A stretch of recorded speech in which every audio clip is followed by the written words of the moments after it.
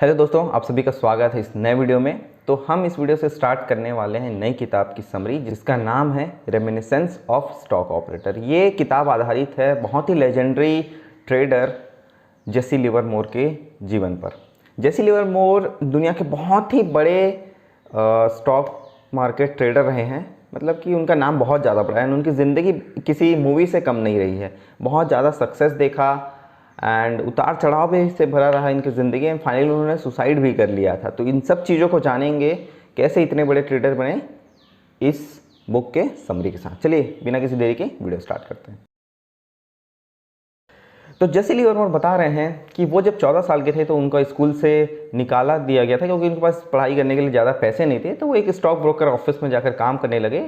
वो quotation board में numbers लिखने का काम वहाँ पर करते थे। तो क्या होता था कि जो भी एक बंदा था जो स्टॉक के प्राइजेस को बोलता था एंड इनको एक बड़े से बोर्ड में उसको लिखना रहता था स्टॉक प्राइजेस को। तो वो जो अगला इंसान था बहुत तेज़ी से नंबर्स को बोलता था और इनको उतने स्पीड से लिखना था। तो ये तो बताते हैं कि ये बचपन से ही नंबर्स को लेकर अरिथमेटिक में बहुत ही अच्छे थे, बहुत ही शार्प थे। तो इस समय उनको कोई दिक्कत नहीं हुआ और बहुत ही आसानी से सब नंबर्स को लिख लिया करते थे। वो एक बार में 10-10, 15 नंबर्स बोल जाता था, इनके दिमाग में वो रहता था, फटाफट ये लिख देते थे। तो न्यूयॉर्क की बात, यूएस की बात बता रहे हैं, जहाँ पर सुबह 10 से लेकर शाम के 3 बजे तक इनको यही काम करना रहता था। यानी बहुत ही जी जान लगाकर उस काम को करते थे, क्योंकि इनको उस काम को करने में काफ़ी मज़ा आता था।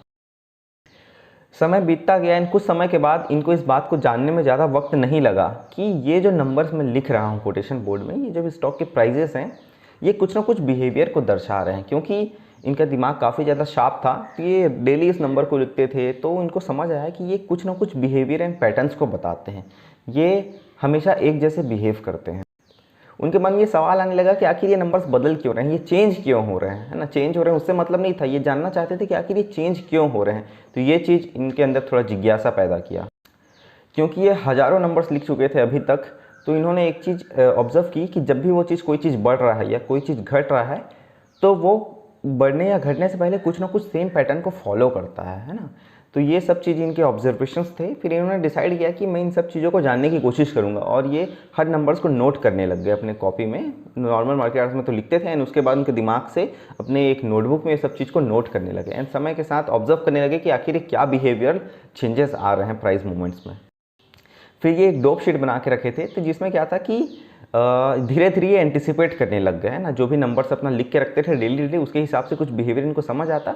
फिर ये एंटिसिपेट करने लगे अपने ऑब्जर्वेशन के हिसाब से कि हाँ अब ऐसा बिहेव कर रहा है, अब शायद ऐसा चीज़ हो सकता है।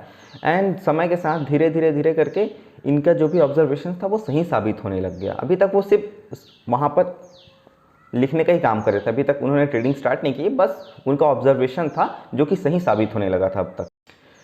क्योंकि वो स्टॉक ब्रोकर में काम करते थे, तो एक चीज़ उनको स्टॉक मार्केट के बारे में समझ आ गई। ये बहुत ही स्टॉक मार्केट बहुत पुराना चीज़ है, जितना पहाड़ है उतना पुराना है गेम है, ऐसा ये थोड़ा बता रहे हैं। तो ये कहीं ना कहीं स्पेकुलेशन नहीं हो सकता, ये सिर्फ गैम्बलिंग नहीं हो सकता, इसमें कुछ ना कुछ लॉजिक जरूर होगा। ये चीज़ उनको कहीं ना कहीं दिमाग में थी, और क्योंकि उन्होंने जो डोप शीट बना के रखा था, जो उनका ऑब्जर्वेशन था, वो चीज़ ये दर्शाता भी था।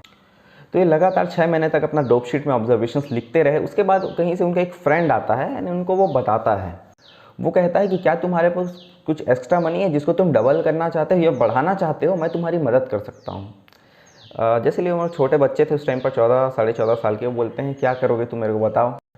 तो वो बताता है कि मुझे बर्लिंगटन नाम के एक शेयर पे एक टिप मिली है कि वो ऊपर भागने वाला है। मैं बकेट शॉप में जाकर, बकेट शॉप एक ऐसा इलीगल मार्केट है यूएस में उस टाइम चलता था, जहाँ पर कोई रेगुलेटरी अथॉरिटी नहीं है, वो इलीगली वो लोग अपना पैसे को स्टॉक मार्केट में डालते थे। इन द सेंस उसको फॉलो करते थे, बट वो बकेट शॉप पर्सनल इंडिविजुअल ही ये काम करवाता था। तो बोलते हैं कि मेरे को टिप मिला, हम बकेट शॉप में जाएंगे, अपना पैसा डालेंगे एंड जैसे ही वो बढ़ेगा हम निकल जाएंगे, लेकिन दिक्कत ये है कि उसमें थोड़ा ज़्यादा पैसे डालने की ज़रूरत है, इसलिए मुझे तुमसे मदद चाहिए। ये उनका दोस्त बोलता है।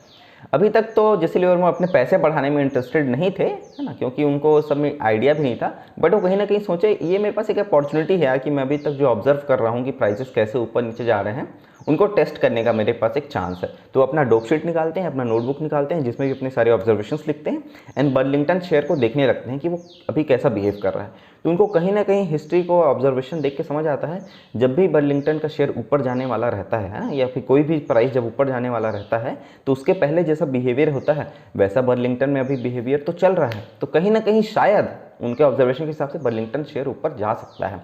तो बस इसी चीज़ को टेस्ट करने के लिए, अपने एक्यूरेसी को टेस्ट करने के लिए वो उनको पैसे दे देते हैं, जितने भी उनके पास पैसे थे, एंड उनका फ्रेंड जाके बर्लिंगटन शेयर में एक बकेट शॉप में जाके पैसे लगा देते हैं, एंड कुछ ही दिन में उनके पैसे, इनको $3.5 का वहाँ पर फ़ायदा हो जाता है। आप लोग को लगेगा $3.5 क्या है, बट ये मैं जो बात बता रहा हूँ ये है 1910-15 के आसपास की बात, आज से 100 साल पुरानी बात। तो उस टाइम पे जो $3 का भी कीमत था वो काफ़ी ज़्यादा कीमत था, ठीक है। यहाँ पर इनको फर्स्ट सक्सेस मिला था जेसी लिवरमोर की, उनके ज्वाना, क्योंकि उनके फ्रेंड के लिए ये तो सिर्फ एक प्रकार का गैम्बलिंग था, वो किसी टिप पे काम कर रहे थे, लेकिन जेसी लिवरमोर के लिए गैम्बलिंग नहीं था, क्योंकि उन्होंने अपने कुछ ऑब्जर्वेशंस, कुछ अरिथमेटिक जो भी कंप्यूटेशन लगाया था नंबर्स को देखकर, उसके हिसाब से उनको फर्स्ट सक्सेस मिली थी।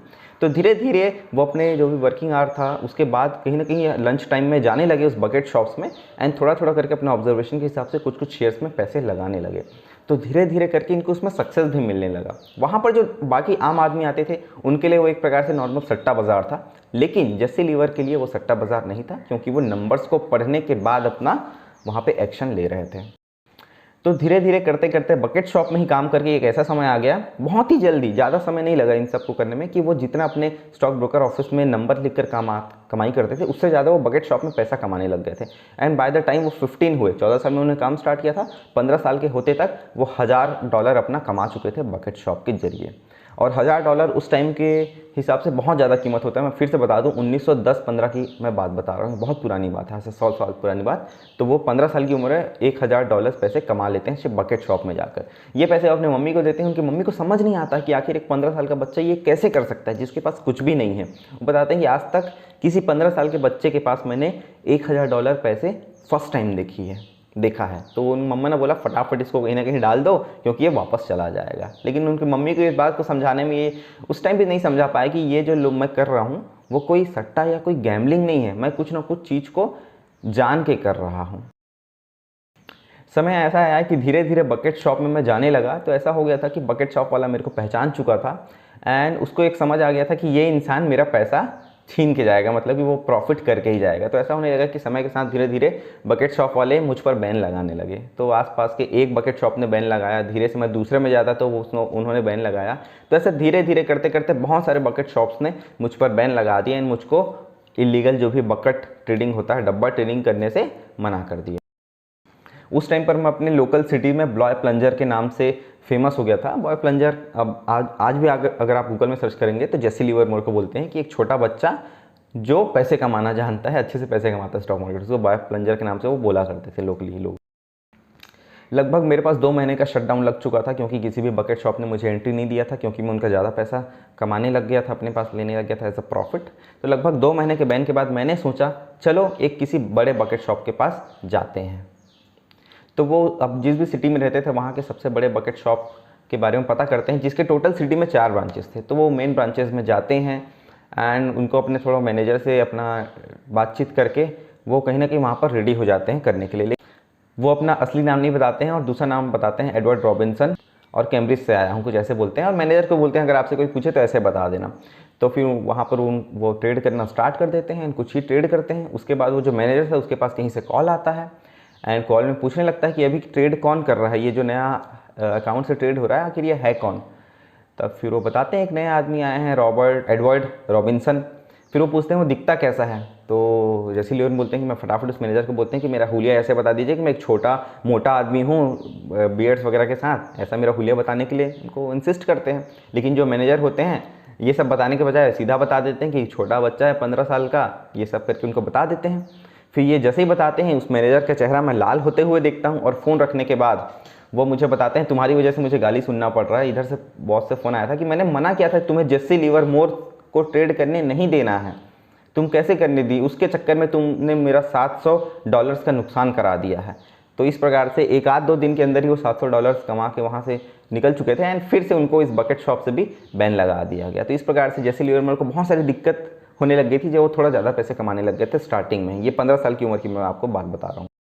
अब ये सब डब्बा मार्केट जो बकेट शॉप था इन सब को करने के बाद मेरे पास एक ही लास्ट ऑप्शन बचा था मेरे सिटी में, जो था कि उस सिटी का सबसे बड़ा स्टॉक ब्रोकरेज ऑफिस जिसका नाम था कॉस्मोपॉलिटन स्टॉक ब्रोकर। तो ये जो कंपनी थी वो रेटेड A1 रेटेड कंपनी थी और यहाँ पर बहुत ज़्यादा हज़ारों में लोग आके ट्रेड किया करते थे। तो फिर मैं भी वहाँ पर गया तो उन्होंने मुझे मना नहीं किया, लेकिन कहीं ना कहीं मेरा नाम बॉय प्लंजर के रूम में फेमस हो चुका था। तो वो लोग भी मुझे मना नहीं कर सकते थे ट्रेड करने से, क्योंकि वो काफ़ी ज़्यादा बड़ी कंपनी थी। तो उन्होंने मुझे अलाउ कर दिया वहाँ पर ट्रेडिंग करने के लिए। लेकिन उन्होंने मेरे लिए एक नया रूल लगा दिया पॉइंट मार्जिन सिस्टम का। कुछ ऐसा सीन था कि अगर मुझे कोई चीज़ शेयर 90 में ख़रीदना है तो मैं 90 में नहीं खरीद पाऊंगा, बल्कि 90 पॉइंट समथिंग, मतलब ख़रीदते ही मुझे ज़्यादा प्राइस में वो चीज़ मिलेगी। सिमिलरली अगर मैं कुछ बेचना चाह रहा था तो अगर 90 में बेचना चाह रहा हूँ तो वो 90 में मुझे नहीं मिलेगी, बल्कि कम प्राइस में ही मेरे को बेचना है, मतलब कि 89 समथिंग में। तो इस तरीके से कि अगर मैं प्रॉफिट थोड़ा मेरे फेवर में भी जाता है बट स्टिल मैं लॉस में रहूँगा, कुछ ऐसा उन्होंने मेरे को रेस्ट्रिक्ट करने के लिए ये कुछ मार्जिन सेफ्टी वगैरह का रूल लगा दिया मेरे ऊपर। मेरे को लगा कि भाई मेरे पास तो और कोई ऑप्शन नहीं है ना, ये लास्ट ऑप्शन बचा हुआ है। कोई मार्केट में डब्बा मार्केट में मेरे को तो कोई करने ही नहीं दे रहा है, तो ये सब सोच के वो एक्सेप्ट कर लेते हैं और यहाँ पर ट्रेड करने लगते हैं। तो धीरे धीरे इन सब मुश्किलों के बावजूद ये जो भी अप डाउन्स कॉस्मोपॉलिटन इनको करने के लगा था कि थोड़ा कुछ वो लगा देता था कुछ और इनको, कि ताकि ये ज़्यादा वॉल्यूम ज़्यादा क्वांटिटी में ना कर सके करके कुछ ना कुछ इनके ऊपर इंप्लीमेंट करता रहता था। बट इन चीज़ से जस्सी लिवरमोर को कोई फ़र्क नहीं पड़ा, वहाँ पर भी वो ट्रेड करने लगे एंड धीरे धीरे करके काफ़ी ज़्यादा प्रॉफिट करने लग गए थे। फिर एक टाइम ऐसा था, वो जस्सी लिवरमोर बताते हैं कि वहाँ पर हज़ारों लोग आते थे, है ना, उस जगह पर ट्रेड करने के लिए। एंड वो कहते हैं खुद के बारे में कि शायद जो सबसे ज़्यादा क्वान्टिटी हैवी क्वान्टिटी में ट्रेड करता था वो शायद मैं ही था, है ना। एक छोटा बच्चा जो मैं था, मैं ही सबसे ज़्यादा क्वांटिटी में हैवी क्वांटिटी में वहाँ पर ट्रेड किया करता था। वहाँ पर हज़ारों लोग थे, लेकिन कॉस्मोपॉलिटन कंपनी जो थी वो शायद मुझसे ही डरती थी, क्योंकि मैं बहुत ज़्यादा हैवी क्वांटिटी में करता, क्योंकि मैं 5-5 हज़ार शेयर्स होल्ड करके रखा रहता था। तो इसी सब को बताने के बाद वो अपना एक इंसिडेंट बता रहे हैं, बहुत ही मज़ेदार इंसिडेंट है। वो बता रहे हैं कि एक बार वो एक शुगर रिलेटेड कोई सी कंपनी थी जिसमें वो अपना शॉर्ट करके रखे हुए थे शेयर्स। तो 3500 नंबर ऑफ शेयर्स उन्होंने शॉर्ट कर रखा था। एक पर्चा रहता था जिसमें 500 शेयर्स रहते थे, जिस प्रकार से उनका 7 पर्चा कटा था जिसमें 3500 शेयर्स शुगर के उन्होंने शॉर्ट किए थे। और ये जो प्राइस था वो था 105 रुपये के प्राइस में उन्होंने शॉर्ट कर रखा था। वो काफ़ी टाइम तक बैठे रहे अपने एनालिसिस के हिसाब से, तो खरीदते ही थोड़ा मोड़ा वो प्राइस नीचे हुआ था, 104 पॉइंट समथिंग हुआ था। और काफ़ी टाइम बैठने के बाद उनको थोड़ा सा हेजिटेशन होने लगा, उनको अच्छा फील नहीं हुआ, उनको ऐसा लगने लगा भाई कुछ तो गड़बड़ हो रहा है यार। क्योंकि उनके खरीदने के बाद एक ड्रॉप आया था, बड़ा ड्रॉप आया था शुगर में, जब वो एंट्री किए थे उसके बाद वहाँ पर रुक रहा था। तो नॉर्मल यही है कि गिरने के बाद हल्का से रिट्रेस करके वापस नीचे गिरेगा, ऐसा सबको वो दिखा रहा था चार्ट। बट कहीं ना कहीं जो अदर मार्केट्स शो कर रहा था वो एकदम स्ट्रॉन्ग था, पॉजिटिव, कोई भी दिक्कत नहीं था। तो इसमें कहीं ना कहीं जैसी लिवरमोर को हल्का सा डाउट हुआ कि भाई कुछ तो गड़बड़ हो रहा है, थोड़ा उनके अंदर बेचैनी आने लगी। आज तक वो जो भी काम किए थे विदाउट रीज़न कुछ भी काम नहीं किए थे, अभी तक जो भी काम किए थे, जो भी ट्रेड लिए थे, विदाउट रीज़न जैसे लिवरमोर करते ही नहीं थे। लेकिन यहाँ पर उनको अंदर से दिल से कुछ चीज़ गड़बड़ लग रहा था कि भाई कुछ तो गड़बड़ है, लेकिन उस चीज़ को क्वांटिफाई नहीं कर पा रहे थे आखिर ये गड़बड़ है किस वजह से। तो बता रहे हैं इस दिन जब वो $3500 का वो ट्रेड लगाए हुए थे, उनका जो मार्जिन टोटल लगा हुआ था उसके सामने कॉस्मोपॉलिटन के पास वो था $10,000 का मार्जिन उनको दे रखे थे, है ना। तो अगर उनको कुछ भी लॉस होता था तो $10,000 का वो यहाँ पर लॉस कर सकते। तो यहाँ पर जैसे लिवरमोर अकेले नहीं थी, इनके साथ एक और फ्रेंड इनका ट्रेडर था जो भी जिसके पास भी ऑलरेडी 3000 समथिंग के शेयर्स उसने भी शॉर्ट करके रखे थे। तो ये दो इंडिविजुअल ट्रेडर थे जो सबसे ज़्यादा हैवी क्वांटिटी में शॉर्ट किए हुए थे। एंड क्योंकि ये बहुत ज़्यादा बड़े ट्रेडर थे उस जगह पर, तो इनको देखकर बहुत सारे लोग भी, छोटे मोटे लोग भी कॉपी करके बहुत सारा हैवी क्वांटिटी में शॉर्ट करके रखे थे शुगर को। तो ये जो बेचैनी हुई यहाँ पर जैसी लिवरमोर की, कुछ तो गड़बड़ लग रहा है, मेरे को समझ नहीं आ रहा है आखिर इसको क्वांटिफाई कैसे किया जाए करके, वो थोड़ा सा बाहर चले जाते हैं अपने डेस्क से और अपने फ्रेंड डेव को बुलाते हैं, बोलते हैं डेव आके यहाँ पर बैठो एंड तुमको मेरे लिए कुछ ना कुछ यहाँ पर करना है। इन द सेंस जब तुमको लगे कि क्लोज करना है, पोजीशन क्लोज कर दो, ऐड करना है ऐड कर देना, ऐसा करके उनको बिठा देते हैं। डेव बोलता है ठीक है मैं कर दूंगा। तो उसको बिठाने के बाद वहाँ से वो निकल जाते हैं जैसी लिवरमोर। लेकिन वो जो उनके पास 60 टिकट रहते हैं 3500 शेयर्स के, उसको लेकर अपने साथ ही जाते हैं। अब वो जो भी वहाँ पर काउंटर में इंसान बैठा था, क्लर्क, जो कि एक्चुअली टिकट वगैरह काटता था, क्लोज करता था, पोजीशन ओपन करता था, उसके जस्ट सामने में थे। और उस बंदे ने इसका हाथ में पर्चा देखा नहीं था, है ना, लेकिन कहीं ना कहीं हाथ में रखे हुए थे, उसको ये मालूम था कि पर्चा है। तो यहाँ पर सोच ही रहे थे आखिर क्या गड़बड़ हो सकती है, क्यों ये थोड़ा सा डिफरेंट बिहेव कर रहा है। तभी उस क्लर्क के पास कहीं से कॉल आता है एंड कॉल में बहुत ही शांत आवाज़ से वो कुछ ना कुछ बात करने लगता है। ये चीज़ कहीं ना कहीं जैसे लिवरमोर उसको देख लेते हैं एंड ये सब चीज़ सुनते सुनते इसका एक्सप्रेशन चेंज हो जाता है क्लर्क का। एंड पता नहीं जैसे लिवरमोर को क्या होता है, उनको थोड़ा सा शक होता है कि भाई कुछ तो गड़बड़ है करके। तो तुरंत ही वो अपने जो 60 टिकट थे वो उस क्लर्क के टेबल में पटकते हैं और बोलते हैं कि क्लोज माय पोजीशंस, है ना, मेरा पोजीशंस क्लोज करो। अभी 103 का प्राइस चल रहा था, 105 में उन्होंने शॉर्ट किया था, 103 पे मेरे पोजीशंस क्लोज करो बोलते हैं। तब फिर वो ठीक है बोलता है एंड फिर से उसके पास कॉल आता है, वापस वो कॉल में बात करने लगता है वो क्लर्क। एंड अभी तक वो जो टिकट था उसमें क्लोज करके इन्होंने पर्चा काटा नहीं था, ठीक है। वो फिर से बात करता है एंड कुछ ना कुछ उसको जैसे लियोमर को देख के हल्का से उसके ऊपर डाउट होता है कि भाई ये कर क्या रहा है करके, है ना। तो फिर से लाउड आवाज़ में बोलते हैं कि मेरा क्लोज पोजीशंस अभी क्लोज करो 103 के प्राइस में, क्योंकि उसने अभी तक उसमें काटा नहीं था उस टिकट को, ठीक है। तो ये सब चीज़ जब इतने लाउड आवाज़ में जैसे लियोमर बोलते हैं तो जितने भी वहाँ पर बाकी उनके साथ आए हुए थे वो सब लोग देखकर लगता है कि कुछ तो गड़बड़ है, क्योंकि जेसी लियोमर काफ़ी बड़े ट्रेडर थे उस जगह पर। तो उनको देख के थोड़ा सा लगता है कि भाई कुछ तो गड़बड़ है, आखिर ऐसा क्या हो गया, क्योंकि ये तो A1 रेटेड कंपनी है कॉस्मोपॉलिटन स्टॉक ब्रोकर, तो ये कुछ भी गलत नहीं करती है अपने कस्टमर के साथ। तो ये सब चीज़ क्लर्क देखता रहता है, उसको फील होता है कि भाई कुछ तो गड़बड़ है, एक की वजह से बाकी सब भी इसको फॉलो करने लगेंगे करके वो फटाक से बिना सोचे समझे उसका पोजीशंस को कट कर देता है। एंड वो पोजीशंस कट करता है जैसे ही वो अपना टिकट लेकर, जो कैश काउंटर रहता है वो 8 कदम की दूरी पे भी नहीं था, जैसे लियोमर बताते हैं, है ना। इस कैश काउंटर, टिकट काउंटर से लेकर जो कैश शॉप था, मतलब स्टेप था, वो 8 कदम भी नहीं था। एंड उस 8 कदम के बीच जाने से ही वो आवाज़ सुनते हैं, गॉश, जो शुगर का प्राइस है वो 108 पर आ चुका है। ये सुनकर जैसे लोग बहुत ज़ोर से हंसते हैं और उनको समझ आता है कि किस प्रकार से ऑपरेटर का गेम यहाँ पर चल रहा है ना। यहाँ पर 3500 क्वांटिटी के साथ ये शॉर्ट पर था जेसी लियोमर, उसका फ्रेंड 3000 के साथ, और उनके अलावा और भी छोटे मोटे जो ब्रोकर्स थे वो छोटा मोटा शॉर्ट करके रखे थे। तो इस प्रकार से सबका ऑलमोस्ट 20,000 के आसपास वहाँ पर मार्जिन फंसा हुआ था, $20,000 के आसपास। तो ये सब वो स्टॉक ब्रोकर कंपनी पास चला जाता। लेकिन लकीली जेसी लियोमर वहाँ से निकल चुके थे, लेकिन उनके फ्रेंड नहीं निकल पाए थे एंड बाकी लोग नहीं निकल पाए थे एंड उसको हैवी लॉस करना पड़ा था इस मोमेंट पर। तो इसको ऑपरेटर का गेम बता रहे हैं जेसी लियोमर, बता रहे हैं कि क्या होता था। उनके पास जो कॉल आया था वो डब्बा मार्केट वालों से आया था। क्या होता था कि जो भी ये डब्बा बकेट शॉप चलाते थे, है ना, तो बकेट शॉप में क्या होता था कि कई बार सेंटीमेंट अलग टाइप का हो जाता था, जिससे कस्टमर आता था। डब्बा मार्केट टोटली डिफरेंट है नॉर्मल स्टॉक एक्सचेंज वगैरह से। उस टाइम पे ऐसा चलता था कि लोग आ रहे हैं वहाँ पर, वो पर्चा काटेगा एंड ऐसा कोई डिजिटल स्क्रीन वगैरह भी नहीं है, ठीक है। उसको प्राइस पता है, उसके प्राइस में और टिकट काटने के बीच डिले भी है, बट स्टिल वो पुराने प्राइस पे ही कट पड़ रहा है। तो कई बार ऐसा सीन होता था कि हर लोग सिर्फ बाय ही कर रहे हैं या सब लोग कुछ सेल ही कर रहे हैं, है ना। तो इसके पास क्या है, प्रॉफिट कमाने का कुछ समझ नहीं आ रहा है चीज़ें।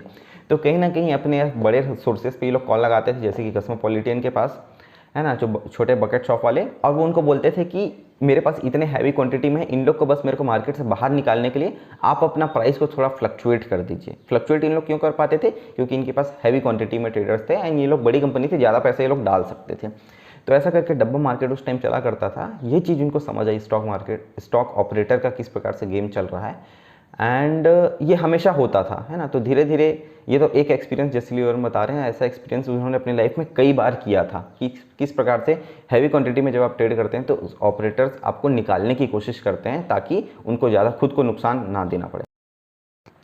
और नेक्स्ट फनी थिंग बता रहे हैं कि ये जो मेरे साथ अभी लेटेस्ट मैंने आपको इंसिडेंट बताया, उसके जस्ट 7 से 10 दिन के बाद ही एक बहुत ही बड़े ट्रेडर थे, न्यूयॉर्क स्टॉक एक्सचेंज से आए थे जो, तो उनको किसी पर्टिकुलर शेयर वगैरह में कुछ ऐसे ऑपरेट करना था। तो ऐसा किए थे कि वो अपने बहुत सारे एजेंट्स को भेज दिए थे, छोटे छोटे ऐसे जो छोटे ब्रोकर हाउस थे, ब्रोकरेज हाउस थे, वहाँ पर अपने बहुत सारे एजेंट्स को भेज दिए थे जगह जगह पर एंड उनको कंटिन्यूसली बाय करने बोल दिए थे, है ना। तो वो बहुत हैवी क्वांटिटी में बाय करते जा रहे थे धीरे धीरे करके एंड उनको देखकर जो बाकी क्राउड का सेंटीमेंट होता है वो भी उसको फॉलो करने लगते हैं, तो वो लोग भी बाय करने लगे। तो जैसे ये लोअर प्राइस में बाय किया, उनको देखकर लोग बाय करते गए, तो वो प्राइस धीरे धीरे ऊपर गया एंड वहाँ पर वो शॉर्ट कर दिए। इससे क्या हुआ कि उनको कुछ फ़ायदा हो गया। फिर जैसे ही वो टॉप में गया वहाँ पर वो लोग शॉर्ट करने लगे, क्योंकि इनके पास हैवी क्वांटिटी में था, इनका देख के बाकी लोग भी शॉर्ट करने लगे। तो इस प्रकार से वो अप में भी एंड डाउन में भी दोनों साइड क्राउड को मैनिपुलेट करके प्रॉफिट करने लगे ना। $70,000 का उन्होंने प्रॉफिट कमाया था उस वक्त पर। मैं जो फिगर्स बता रहा हूँ दोस्तों, $5 बता रहा हूँ, $100, $1000, $10,000, $70,000, ये आप लोग छोटी अमाउंट मत समझिए। ये मैं 100 साल पुरानी बात बता रहा हूँ, 1910, 15, 20 के आसपास की बात है। उस टाइम पे ये वैल्यू बहुत ही ज़्यादा थी, ठीक है, आप लोग इमेजिन कर सकते हैं। तो इस प्रकार से ये जो अपने एजेंट्स के थ्रू उस पर्टिकुलर बंदे ने मैनिपुलेट करके टोटल $70,000 का गेन किया था। तो ये था आपका first introduction, stock operator, stock manipulator, किस प्रकार से ऑपरेटर मैनिपुलेट करता है प्राइस को एंड नॉर्मल जब उसको नुकसान होते रहता है तो वो नॉर्मल लोगों के पैसे खींचता है। तो दोस्तों ये था फर्स्ट चैप्टर। मिलता हूँ आपसे नेक्स्ट चैप्टर में। ये एकदम नॉर्मल स्टोरी है, बाकी अदर बुक से थोड़ा सा डिफरेंट है। ये अपनी लाइफ जर्नी, लाइफ स्टोरी को यहाँ पर जेसी लिविंबर बता रहे हैं। मिलता हूँ आपसे नेक्स्ट वीडियो में बहुत ही जल्द। वीडियो पसंद आई प्लीज़ लाइक करिए, दोस्तों के साथ शेयर करिए, क्योंकि ये स्टोरी बहुत ही इंटरेस्टिंग होने वाली है। थैंक यू सो मच दोस्तों, मिलता हूँ आपसे नेक्स्ट वीडियो में।